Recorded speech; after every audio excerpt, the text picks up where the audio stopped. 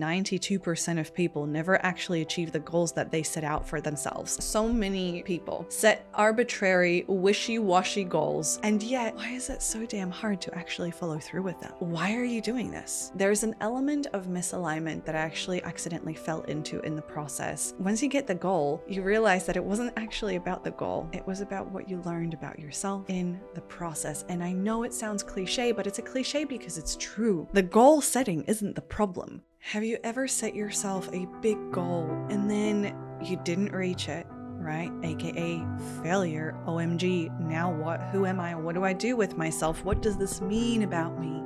You see, goal setting is so much more than meets the eye, and it's not really what you think about, because most people just set a goal, leave it, and think it's all going to be hunky-dory when they get there. But in reality, in today's episode, you are going to hear my intimate behind-the-scenes reveal of how my failed launch, the goal that I didn't hit, actually ended up to be one of the greatest gifts that I could have never planned for.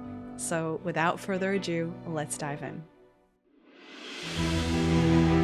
Welcome to Resonance, the podcast for high performers and entrepreneurs who want to do life, work, and success differently.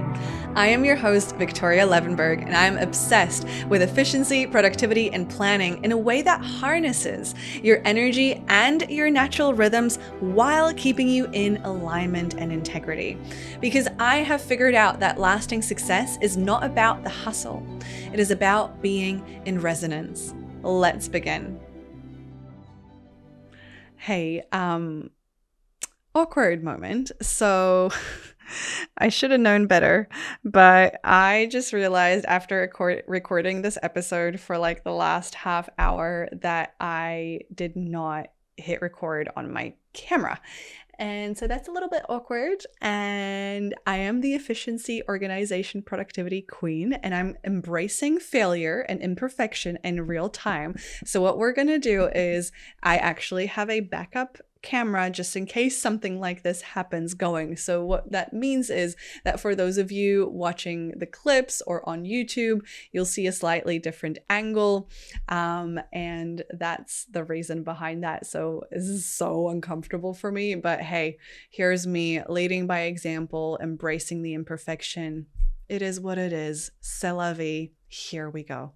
So at the time of the recording of this episode, it is the middle of winter here in Auckland, New Zealand, and it is cold, man. Like, I've had the heater running for the last hour or so. I am freezing. I cannot feel my fingertips. So excuse me if my energy is a little bit more inward. You know, I know that you listening might be on the Northern Hemisphere where it's like peak summer and you're in the heat and loving all the vibes. And in the meantime, we're here like in our hoodies and our little bathrobes.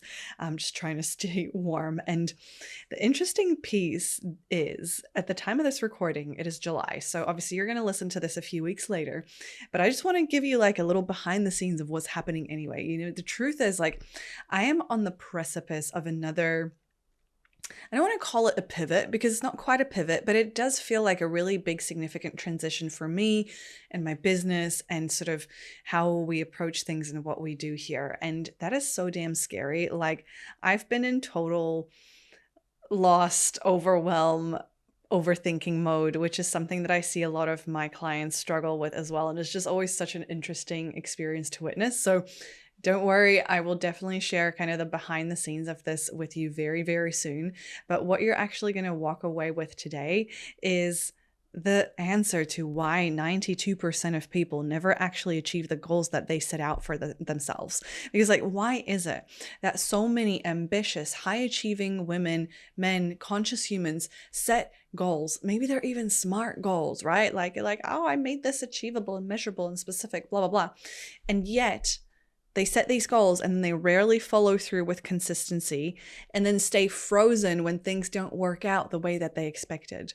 We're going to dive into that. So by the end of this episode, you will know how to set goals that you actually stick to and also how to pivot when things don't go as expected, which, look, if you're alive here with me in 2026, things are not going to go as expected. That is the nature of life. All this so that you can actually achieve the big dreams that you set out for yourself and experience the time and financial freedom and abundance that you crave for yourself. So without further ado, let's dive in. Here's what I see all too often, especially when it comes to like type A high achievers who want to do it all. We want to do all the things. I want to write a book. I want to start a business. I want to get a promotion. I want to learn how to knit. I want to learn how to paint. Ooh, I should start a podcast. Oh my God, let me open this new channel. Like, oh my God, this is literally what pops in my brain as well. I know, because I've been you, because I also am you. And you see, what unfortunately I see play out so often is that so many people set arbitrary, wishy-washy goals. Maybe they're even smart. Like, that's already pretty cool. I was on a call with one of my friends recently, and she told me how she set smart goals for the year ahead, which was like music to my ears. And yet, why is it so damn hard to actually follow through with them? Like, the goal setting isn't the problem.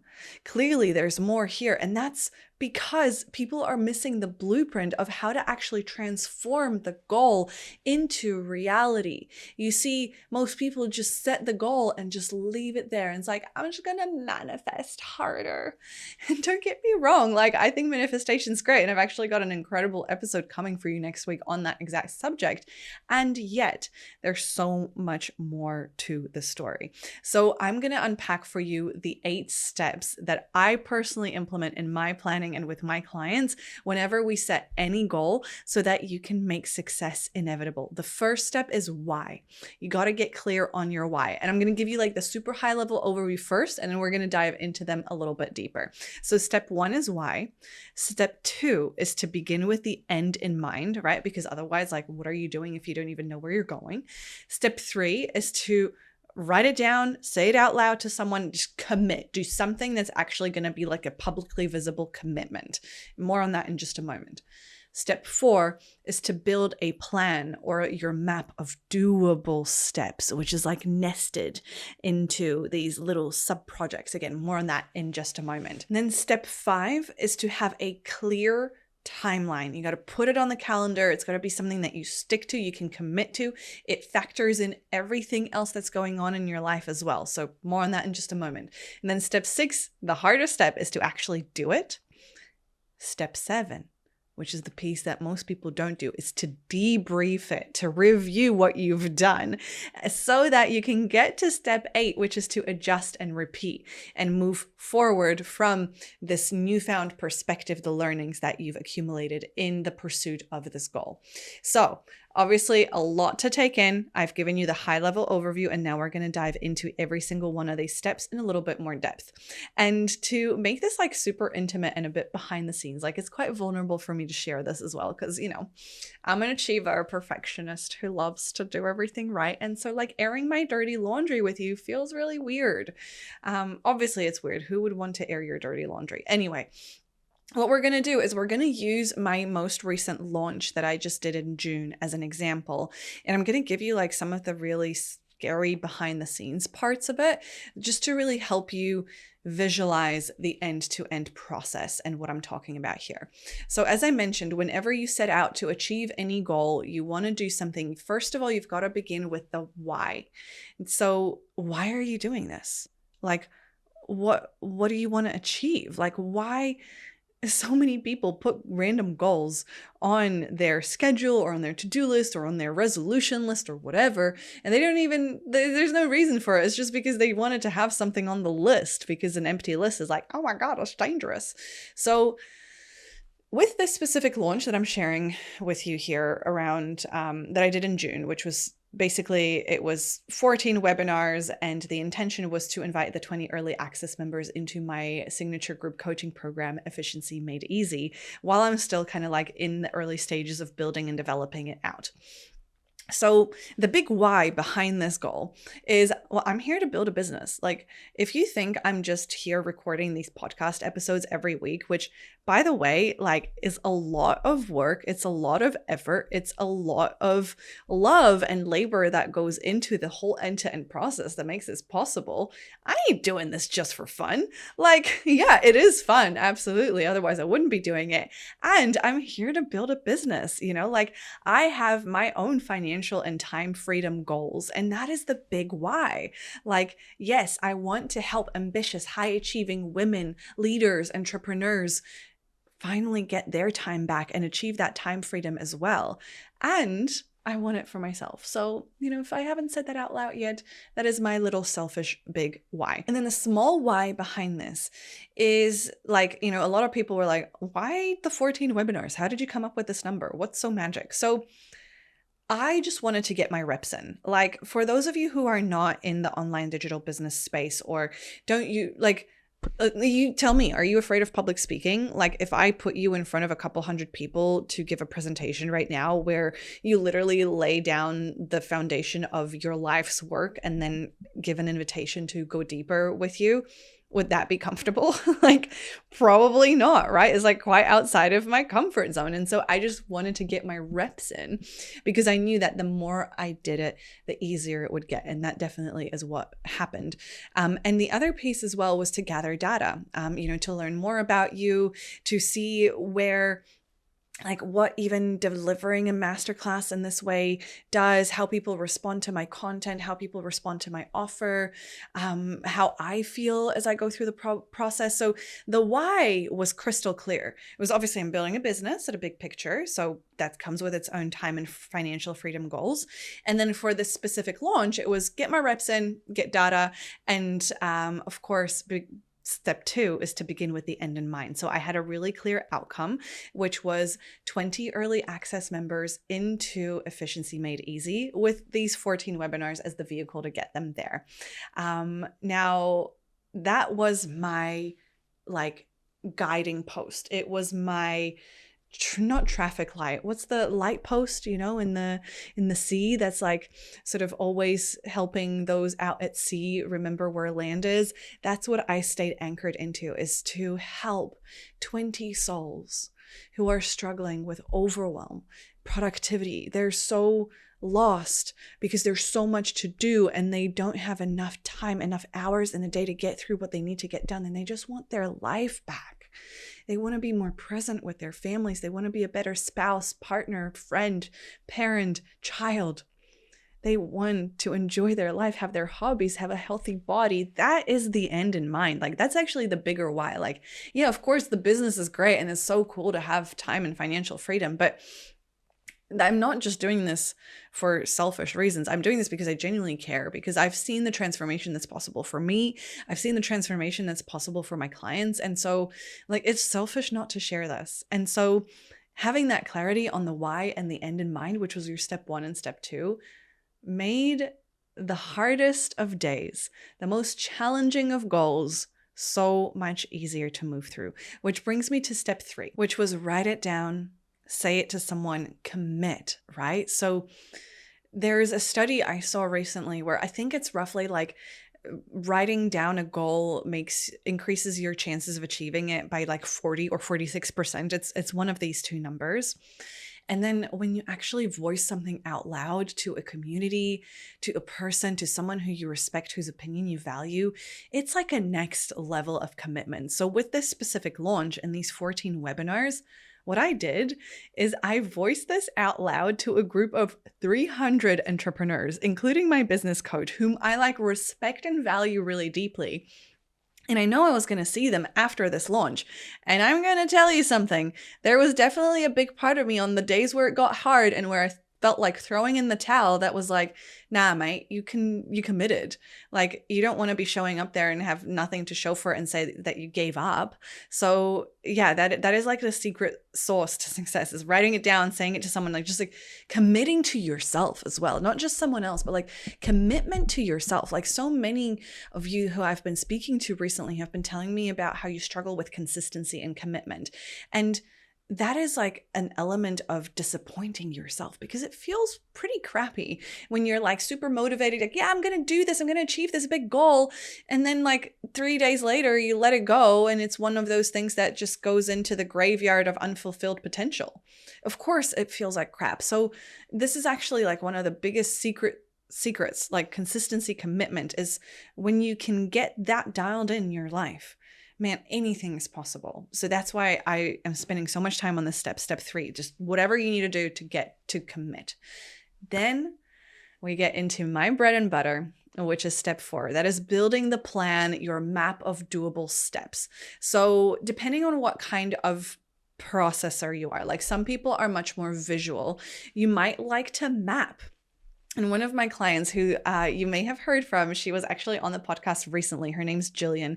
She is a real visual processor. And she had an experience recently where there was like a new shiny object. And, you know, we got on a call, and before leaping, she actually, because we've been working together for so long and she knows my framework, my methodology, took a step back and mapped everything out and what that would mean.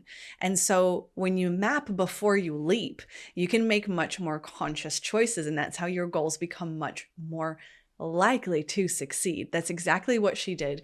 And so if you're a visual person, you might literally just want to draw like a little map of the things that need to happen and how they connect to one another, etc. If you're like a productivity nerd like me and you vibe with things like project boards, I mean, I'm all for it, you know, like mapping out all the steps and the codependencies, and like, in order for this to happen, that needs to happen, and this can't happen before that happens. And this is where like, this is the step that most people skip. And that's why they don't achieve the goal, because the goal is so big. It feels so out there. It feels so unachievable. And what you need to do is to like dissect it into these little sub projects, sub goals, sub tasks, and determine the critical path that's actually going to get you there. So that was step 4, is to map, to kind of plan out how you're going to get there. And that naturally leads to step 5, which is your timeline and putting it onto the calendar, right? So again, for example, when I did my launch planning, I had my little map, and, you know, I work with my business coach who's amazing. He gives you a lot of the step-by-step tools and processes. And so I had a lot of that already pre-done for me. And so I was able to adjust it and make it mine, and like map it against my calendar. And this is the most important piece that, again, a lot of people miss, which is why they fail. Look at everything else that you've got going on, my friend. Like, what else is on the calendar? In your work, in your personal life, if you run a business, in your business, what else have you committed to? Because like, if you have a week-long holiday that you planned for, and then all of a sudden you're also planning to like do a whole bunch of work that same week, it just doesn't compute. Okay. Or like, if like me, you are still working, whether it's in corporate or somewhere else, whether it's part-time or full-time, you still have a day job while you're trying to build your business or whatever else it is that you're doing, pursuing a passion project on the side. You need to be able to see what the workload is like in your business that is employing you as an employee, so that you can factor that into your plan when you are the CEO on the other side here. So this is so important. And this is often the scariest part, like in my experience, at least, because that's what makes it real. Like when I went through the launch planning, and I think I can even feel my heart race increasing now as I'm saying this. As soon as I put those 14 webinars on the calendar and like those Zoom invites were in there, ooh, my heart's racing now, even just remembering that memory. Like it was real. I was like, oh my God, okay, sheesh, this is happening now. And so that is, again, another piece that makes it really, really real. Then once you've got the why, you've got the end in mind, you've committed, you've built the plan, it's on the calendar.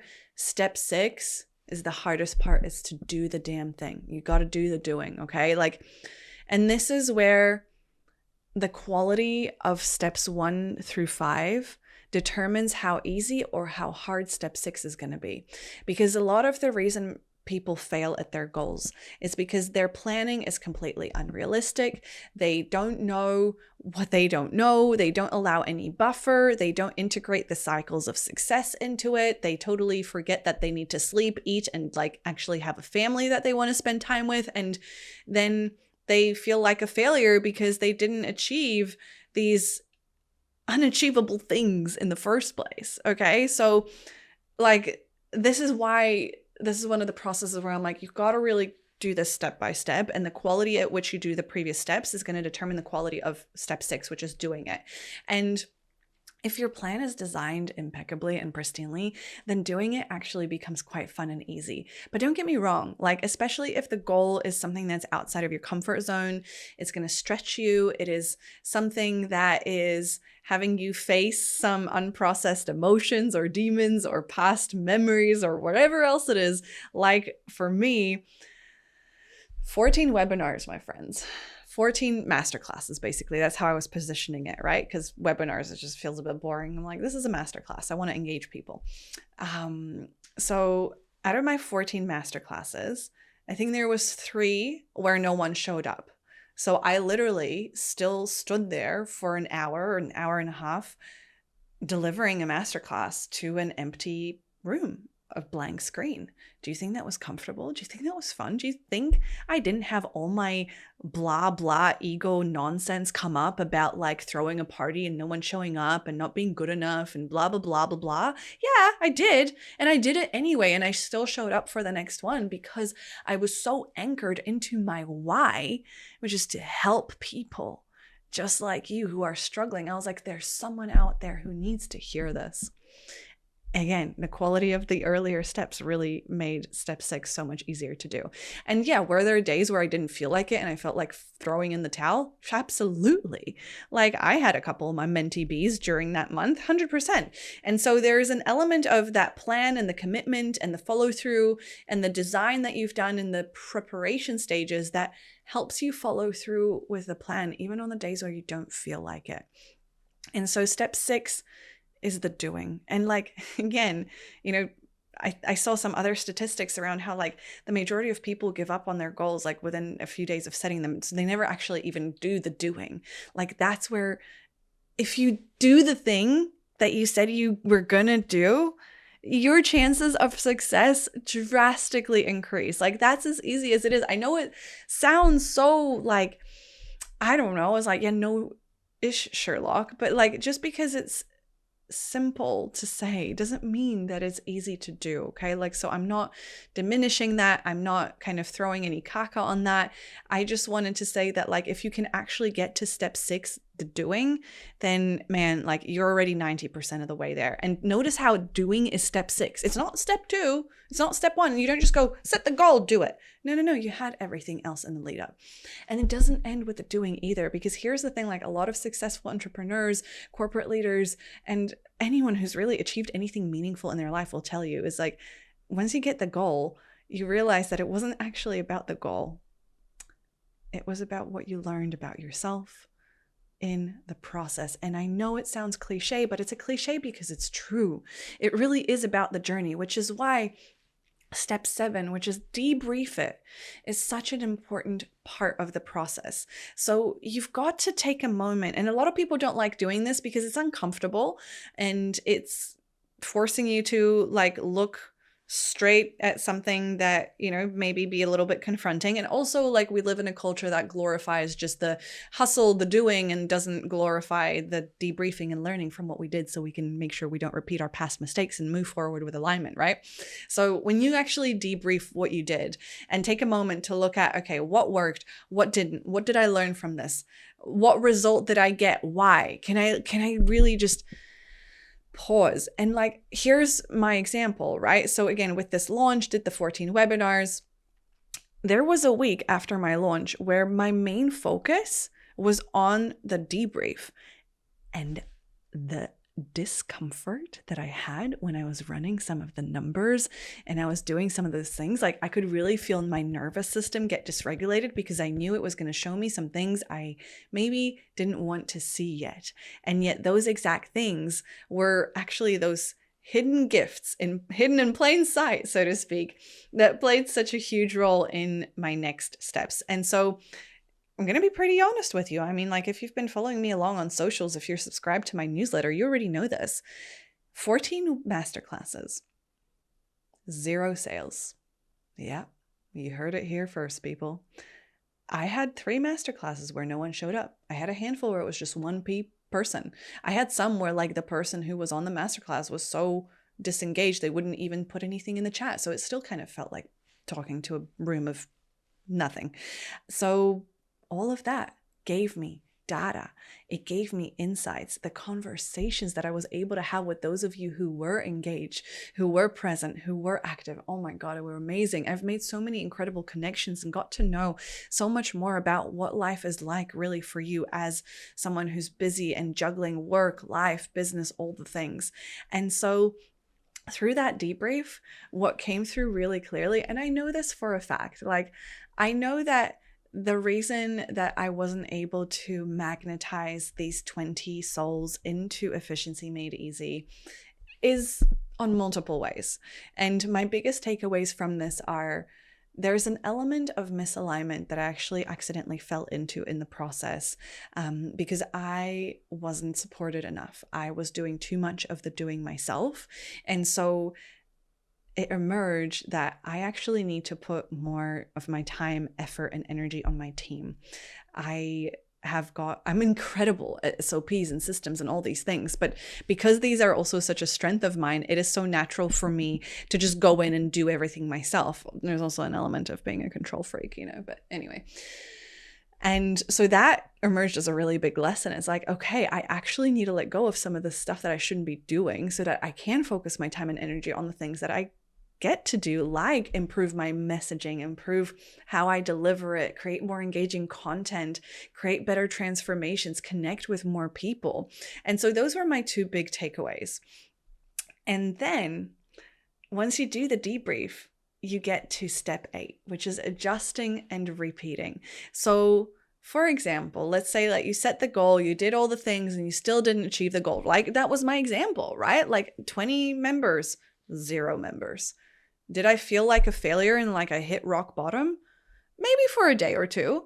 And also, like, to be honest with you, it actually wasn't anywhere near as bad as I expected. Like, I remember saying to my partner, I'm like, I feel like I should be much more upset than I am.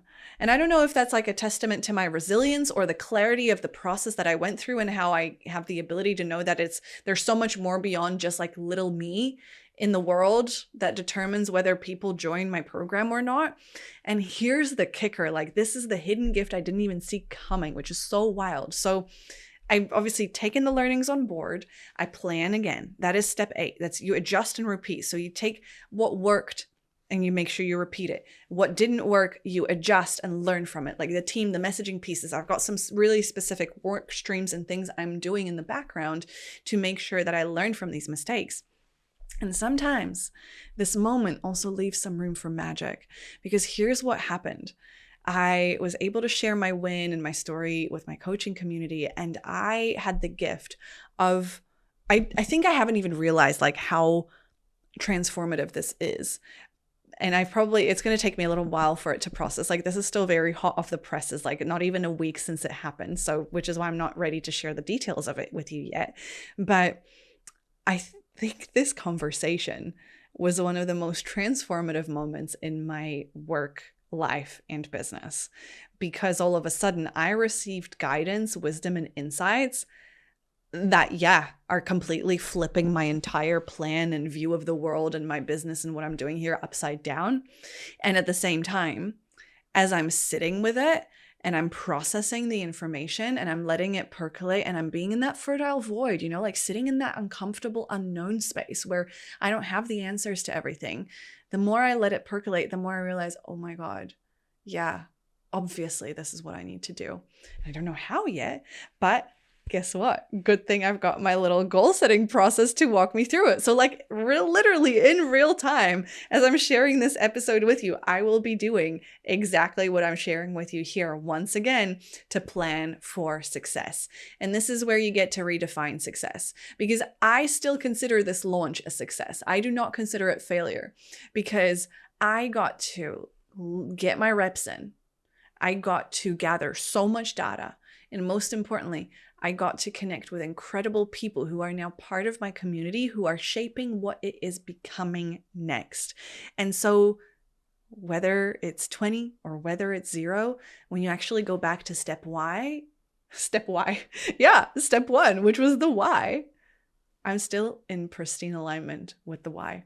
And that's what makes achieving any goal not just a reality, but so much easier, so much more enjoyable, and so much more fruitful. And so now, if you are the type of person who's thinking, but Vic, you don't get it. Like, I always start a goal and I give up right away. It's like, yeah, you and 92% of people in the world. I get it. It's a statistic for a reason, which is why I kind of spoke to this a little bit earlier when we spoke about commitment and consistency. It's like, start with something small that you can actually commit to.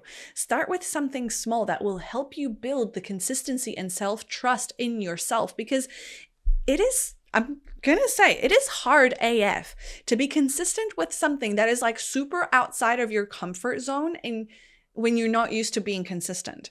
So if I was the type of person who always set, kind of whatever lofty goals and then never did anything about them, then these 14 masterclasses would have become the same thing. But because I have developed the self-efficacy, the trust in myself, my ability to set a goal and follow through with the actions, the achieving was easy, which is why I, again, will come back to this one truth that like there is so much more to goal setting than just the goal itself. And also there is no there, okay? It is really about the process. And so the better you can get at the process of designing the goal and then implementing the goal and reviewing it so that you can design a new one with that information at hand, the more likely your chances of success and like the more enjoyable the whole thing becomes. So my invitation to you as we wrap up this episode is just to pick one small thing that is an easy win for you to be consistent with over the next week. Now, when I say easy, I mean easy. So if it's something like having your vitamins every day, let it be that. If it's something like making sure you drink like 2 liters of water every day, something like that. Okay. So again, you get to choose what it is. Just keep it easy. The easier, the better. And trust me, it might seem silly, but it's those small reps of consistency and commitment that then compound over time. And next thing you know, you two are doing like crazy things that are so outside of your comfort zone that a past version of you would be so incredibly proud of and can't even fathom the degree to which you have evolved. So that is it for this week's episode. Stay tuned because we're going to keep the conversation going next week. I'm bringing on Louise Wilson, who is actually my quantum manifestation coach. She is an expert in how you can manifest your dreams while you sleep. It is amazing. Like if you're time poor and you've got big goals, you go to sleep anyway. You may as well use that time wisely. And she's going to tell you exactly how you can do that. So make sure you come back for that episode. It's going to drop next week. I am so grateful that you're here. I'll see you then. Bye. If you're a high performer or entrepreneur who's got big dreams and you've developed strategies to get you closer to those dreams, but you feel like there are also parts of you self-sabotaging your success, I built something just for you. It is my signature Achievement Archetypes quiz that is absolutely free, takes less than 2 minutes, and it will give you instant feedback as to where your Achilles heel is. That is your natural self-sabotaging behavior when it comes to productivity, planning, efficiency, and organization. And it gives you your next right step and the solution you didn't know you needed. You'll find the link in the show notes just below. Make sure you find your achievement archetype and let me know what it is. As a fellow achiever, I will be the first to put my hand up that I have now mastered my Achilles heel, and I can't wait for you to do the same. The views and opinions expressed by guests on Resonance are their own and do not necessarily reflect the views of me, Viktoria Levenberg, Live in Health, or anyone working within the Live in Health brand. This space welcomes a diversity of ideas, experiences, and stories, and part of Resonance is learning to take what aligns and gently leaving the rest. Also, while I am a national board certified health and wellness coach and deeply passionate about well-being, this podcast is intended for educational and inspirational purposes only. Resonance does not substitute personalized medical, psychological, or therapeutic advice. Always seek guidance from qualified professionals for any physical, emotional, or mental health concerns.